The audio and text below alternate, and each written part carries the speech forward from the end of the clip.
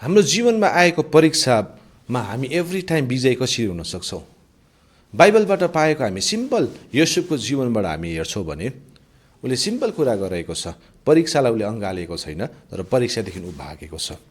अनि यदि तपाईँ पनि आजको दिनमा परीक्षामा विजय हुन चाहनुहुन्छ भने समटाइम्स हामी के गर्छौँ भनेर भन्दाखेरि चाहिँ हामी परीक्षासँग लड्न खोजिरहेको हुन्छौँ। अनि त्यो चाहिँ हाम्रो सबैभन्दा ठुलो मूर्खता बनिन्छ।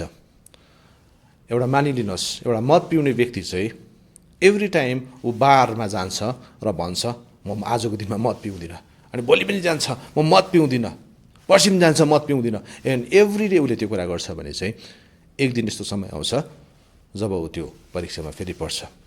तर उसको लागि ज्ञानको कुरा चाहिँ के हुन्छ भनेर भन्दाखेरि ऊ त्यो ठाउँमा नजानु अथवा त्यो ठाउँदेखि चाहिँ ऊ भाग्न चाहिँ उसको लागि चाहिँ ज्ञानी कुरा बनिन्छ।